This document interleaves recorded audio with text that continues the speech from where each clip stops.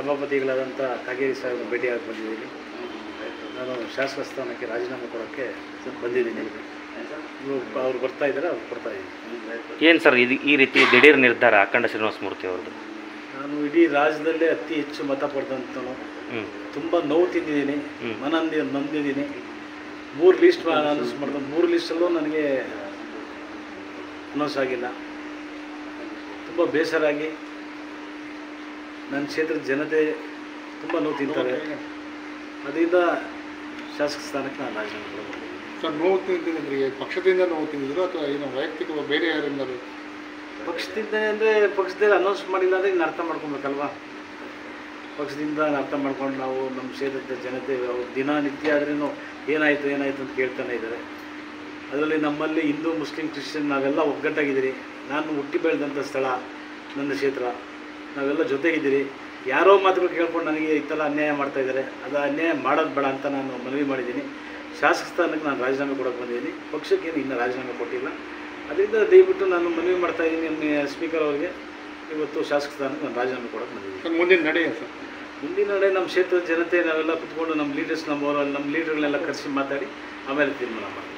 ಅಖಂಡ ಶ್ರೀನಿವಾಸಮೂರ್ತಿ ಅವರು ರಾಜ್ಯದಲ್ಲೇ ಅತ್ಯಂತ ಹೆಚ್ಚು ಲೀಡನ್ನು ಗಳಿಸಿ ಗೆದ್ದಂಥ ಶಾಸಕರು. ಅಂಥ ಪವರ್ಫುಲ್ ಇದ್ದಂಥ MLA ಅವರಿಗೆ ಟಿಕೆಟ್ ಮಿಸ್ ಆಗೋ ಲೆವೆಲಿಗೆ ಹೋಗ್ತದೆ ಪಾಲಿಟಿಕ್ಸ್ ಅಂದರೆ ಹೇಗೆ ಅಂತ? ನಾಯಕರು ಹಿರಿಯ ನಾಯಕರು ಕೆಲವರು ಇದರಲ್ಲಿ ಭಾಗಿಯಾಗಿ ಇದನ್ನು ನಮಗೆ ಕೊಡಬಾರ್ದು ಅಂತ ಕೆಲವರು ಹಠ ಮಾಡಿ ಮಾಡ್ತಾಯಿದ್ದಾರೆ. ಅದು ದೇವ್ರು ಒಳ್ಳೇದು ಮಾಡಲಿ ಅಷ್ಟೇ ನಾನು ಹೇಳೋದು. ನಮಗೆ ಅನ್ಯಾಯ ಆಗಿದೆ, ಅವರು ದೇವರು ಒಳ್ಳೇದು ಮಾಡಲಿ ಅಷ್ಟೇ. ಸರ್, ಯಾರು ಸರ್ ಆ ಥರ ನಿಮ್ಮ ಮೇಲೆಲ್ಲ ಪ್ರಯತ್ನ ಮಾಡ್ತಾರೆ? ಹಿರಿಯ ನಾಯಕರಂದ್ರೆ ನೀವೇ ಅರ್ಥ ಮಾಡ್ಕೊಬೇಕು. ನಾವು ಏನೂ ಮಾಡಿಲ್ಲ ತಪ್ಪು. ಯಾರೋ ನನ್ನ ಮನೆ ಸುಟ್ಕೊಂಡು ನಾನು ನೋವು ತಿಳ್ಕೊಂಡಿದ್ದಾಗ ನಾನು ಮನೆಯಲ್ಲಿ ಸುಟ್ಕೊಂಡು ಎಲ್ಲ ಇದಾಗಿ ನಾನು ಯಾರಿಗೂ ತೊಂದರೆ ಮಾಡಿಲ್ಲ. ಇಲ್ಲಿ ಗಂಟ ನಮ್ಮಲ್ಲಿ ಯಾವುದೇ ಒಂದು ಜಾತಿ ಭೇದ ಇಲ್ಲ. ನಮ್ಮಲ್ಲಿ ನಾವೆಲ್ಲ ಅಣ್ಣ ತಮ್ಮನ ಥರ ಇದ್ರಿ. ಹಿಂದೂ ಮುಸ್ಲಿಂ ಕ್ರಿಶ್ಚಿಯನ್ಸು ಜೈನ್ಸು ಎಲ್ಲರೂ ಒಗ್ಗಟ್ಟಾಗಿದ್ದೀರಿ. ಆದರೆ ಈ ಥರ ನಮಗೆ ನೋವು ಕೊಡುವಂಥ ಪರಿಸ್ಥಿತಿ ಇವತ್ತು ಬಂದಿದೆ. ಒಂದು ವಿಚಾರ, ಬೇರೆ ಪಕ್ಷದವ್ರು ಯಾರು ಸಂಪರ್ಕಿಸಿದ್ರೆ? ಇಲ್ಲ, ಯಾರು ಬಂದಿಲ್ಲ. ನಾವು ಪಕ್ಷಾಂತರ ಹೋಗೋಣ ಅಂತ ಒಂದು ತೀರ್ಮಾನ ನಮ್ಮ ಕ್ಷೇತ್ರದವ್ರು ನಾವೆಲ್ಲ ಕುತ್ಕೊಂಡು ಫೈನಲ್ ಮಾಡ್ತೀವಿ.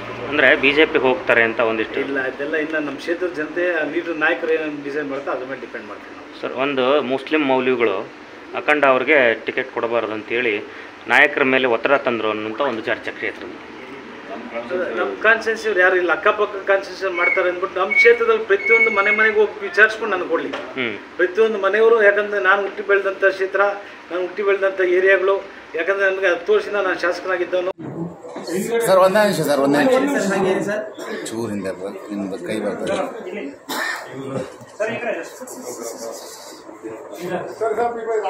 ಅಣ್ಣ, ಕ್ಯಾಮ್ರಾ ಒಂಚೂರು ವೈಡ್ ಇದೆ ಅಲ್ವಾ? Thank you. ಬಂದ